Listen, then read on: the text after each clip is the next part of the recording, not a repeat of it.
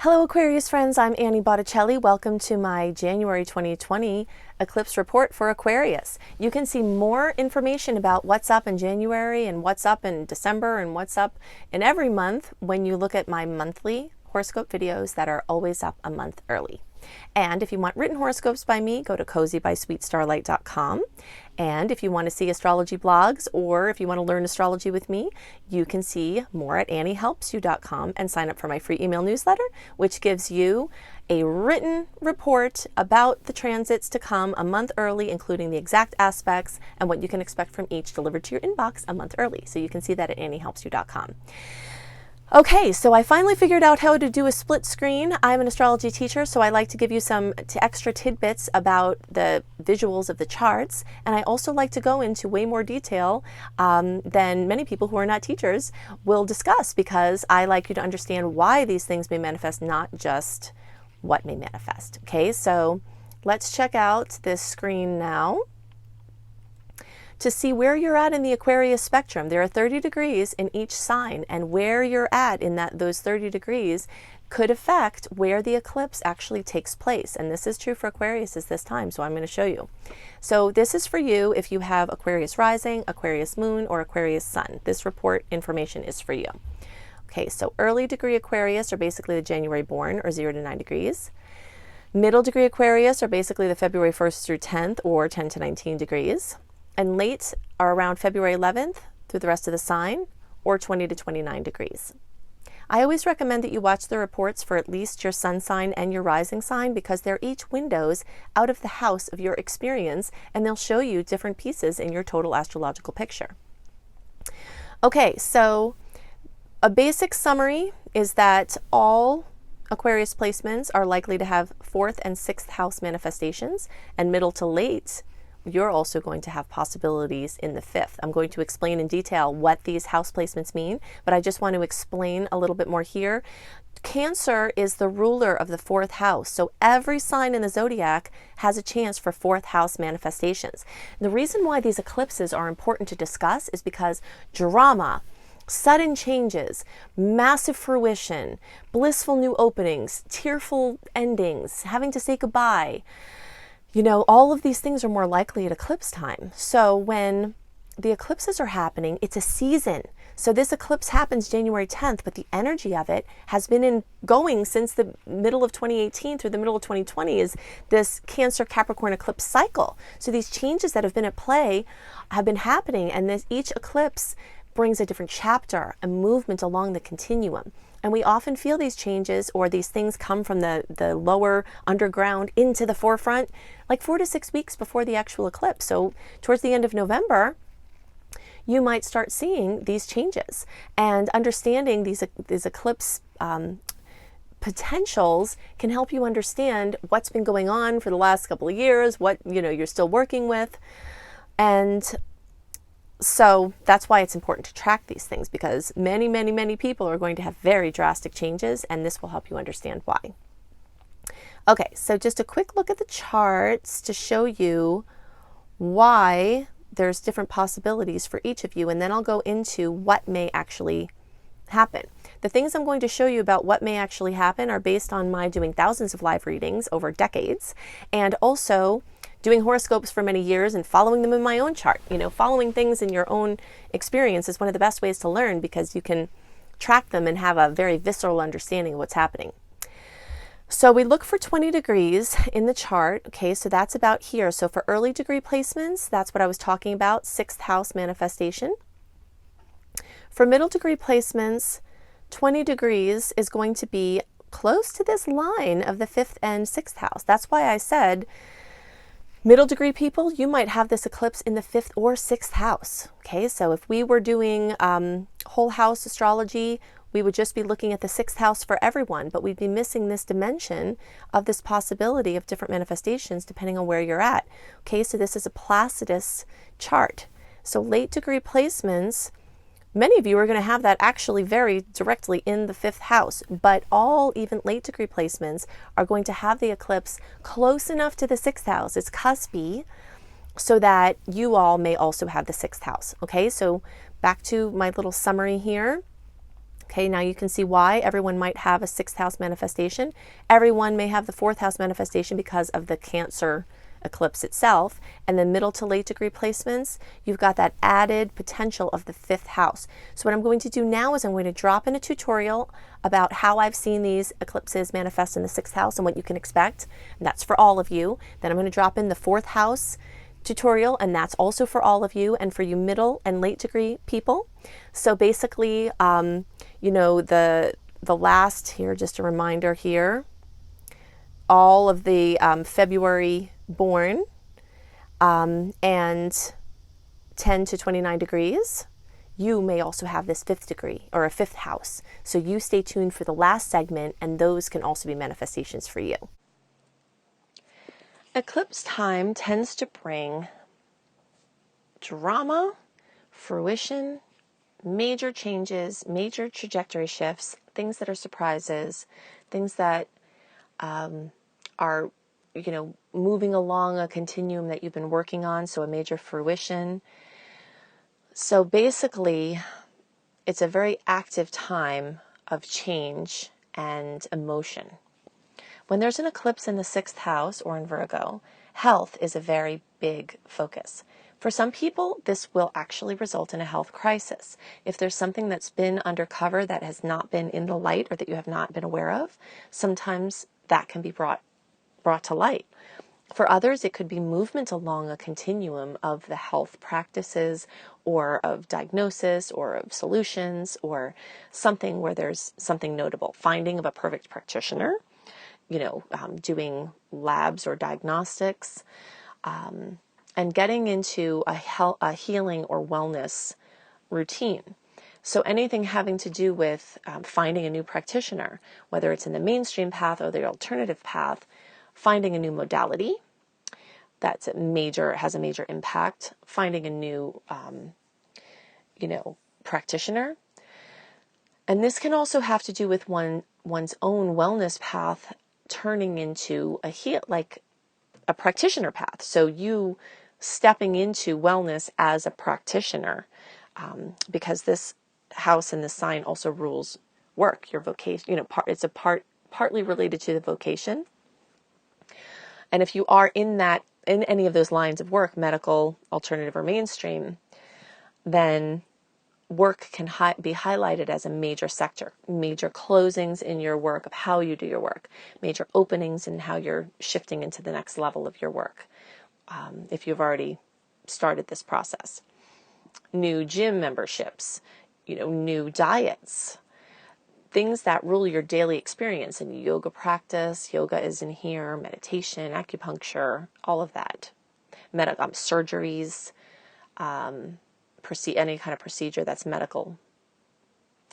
Getting into the details of a bigger picture. So this time often will give you a download or a necessity from the outside or an impetus from the inside to start to work on the details and get a system together for your life, like even where you put your keys when you come in, you know, how you do your maintenance on your vehicles and home, you know, just everything, the systems on which everything in your life runs, those can be called into question and brand new routines can come.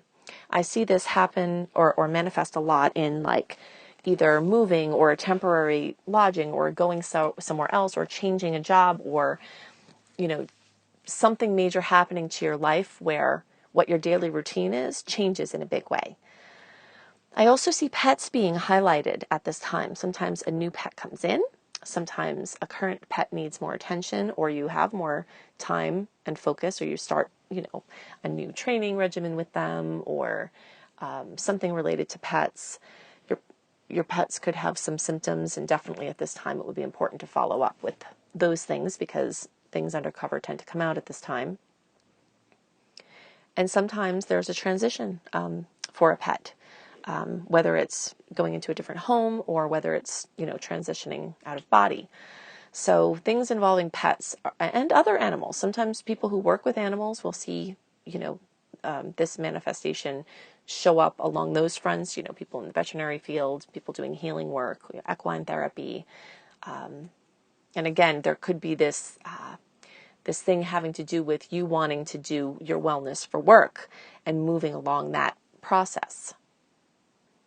One of the most important things at this time is to not ignore your symptoms or your pet's symptoms. You know, symptoms in eclipse season are showing us the things that are brewing undercover, and paying attention to them and being proactive could make for an easier process and even better outcomes. Decluttering and organizing in a big way, like doing some sort of major process. One of my favorite resources for this is The Magical Art of Tidying Up by Marie Kondo. She also has another book called Spark Joy. Things like that, where there's like a system for organizing your life. And she talks about organizing your things in these certain ways. She has a method where you'll never have clutter again if you stick to this. And also helping you to release things, like the process by which you release things, judging on whether they spark joy for you or not. So bringing clarity and coherence to your surroundings is a big piece of this. And, you know, there are many ways that that can happen. There could be someone or something in your environment that is bringing less coherence. And they could be, you know, that could be eclipsed out, or something could be shifted, or you could have a major inner shift that could drastically change how you structure your external environment. Supplement regimens and other daily practices, including spiritual practices, can also come in a big way during a 6th house or Virgo eclipse cycle. So someone could find a meditation practice and really get into it, or go deeper into it, or anything like that, where it could come in a big way if it's brand new, or it can end and shift into something else. Anything that has to do with our daily experience. Okay, so eclipses tend to bring changes in trajectory, new opportunities coming to fruition of things in process, surprises, drama, bright openings, notable things in the forefront of home and family, and some other headers. So we're going to look at some common ways that I have seen the 4th house or Cancer eclipses manifest. Home and housing. So many people will move during an eclipse cycle where there's a 4th house or Cancer eclipse, moving to a new place. Some people, this will include like a bilocation or a multiple location. Like if you have a house already, you can set up a second residence or a different residence in addition to the one you already have. For some people, it manifests as just a complete, clean, different move. Sometimes it's a temporary move or a temporary change in housing. This energy very much can rule sales, you know, or sales or purchases of homes, getting a home ready for sale, purchasing a new home. Even though eclipse time very often brings these into the forefront, definitely always pay attention to the other information I give for the horoscopes at that time to understand how other transits that can be occurring at the same time as the eclipse season can interfere or enable contractual arrangements and big steps. Very often, a 4th house eclipse will have to do with the changing of occupancy within your home. So let's say you're there and you stay there and the house is the same, but someone moves out or someone moves in. Or you start using your home for home-based business. The starting of a home-based business is very common. Bringing on, you know, an Airbnb or any other home-based business where you're working online. Making repairs or making additions or changes to the home. And again, with these kind of things, definitely pay attention to the other aspects at the time, because, you know, minor repairs can be fine at any time, but if you're going to do major additions, there are other astrological factors that I always speak to in the horoscopes that can be relevant. But I do see these eclipses tend to bring movement along these fronts with things like this. Changes in or notable things going on in family, and that's your family that you live with or your family that you came from. Drama, solutions, healings, people getting married, so there's new entrances to the family, people having separations, children, new children coming into the family. I see a focus on ancestry and genealogy come up very often in this. You might find out you have a relative that, is notable. You might connect with someone in your genealogy. You may become really interested in tracking your ancestry or genealogy. Or someone may contact you. Childhood psychology is another thing I see come up. There are rhythms at play in our lives, and and things tend to be cyclical. So the things that you're experiencing now, a lot of the ways that you feel right now, you felt as a child, and that had to do with childhood imprinting and many other factors. But the relationship between what you're experiencing now and what happened as a child, and possibly even prior to, if you believe in past lives or if you believe in genetic memory manifesting as our experience. So, attention to what's happening now as it relates to the past and doing inner work to help stop the cycles for yourself and your family. So that I see that often come up with the fourth house eclipses or Cancer eclipses. So in general, with the fourth house or Cancer eclipse, be prepared to focus on your inner world, or the things closest to you, like home level, family level, history, and your emotional or inner space. Eclipses tend to bring drama, fruition, major closings, major openings, major trajectory shifts, surprises, or accomplishments along the lines of things that were already in process. At eclipse time, things tend to be eclipsed in and other things tend to be eclipsed out. When there's an eclipse in the fifth house or Leo, there's often a major focus on children. This can be, work with children, whether they're your own or others. It can be anything along the process of pre-pregnancy, conception, pregnancy, birth, child rearing, relationships with children.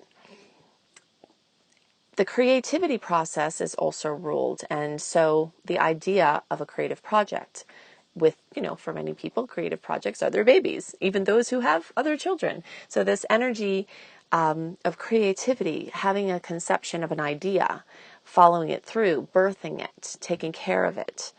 So I often see a new project come in or a previous project get moved along in a big way, including, being birthed out into the world. I see things having to do with hobbies, like a return back to something that you love. Or sometimes a hobby coming into the forefront is a possibility to make money with it. Anything having to do with bringing fun or childlike wonder into life. Sometimes something could happen to someone that that makes you start thinking, wow, I better have fun now, right? Because life is fragile and maybe the fun ratio is not enough. And for others, maybe an addiction to pleasure or too much of fun and irresponsibility could come up as a factor where you start to streamline, changing how you have fun, changing what fun is to you, things like that. So an old way of doing fun can be eclipsed out and a new way of doing fun can come in.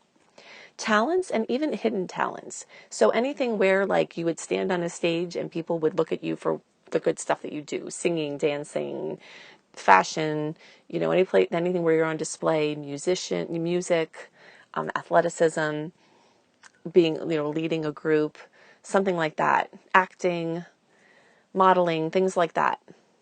Things where you have something that's special and people look at you because of that or listen to you because of that. So those can be brought up. So you might find a hidden talent in an eclipse cycle, something that you didn't know that you were good at.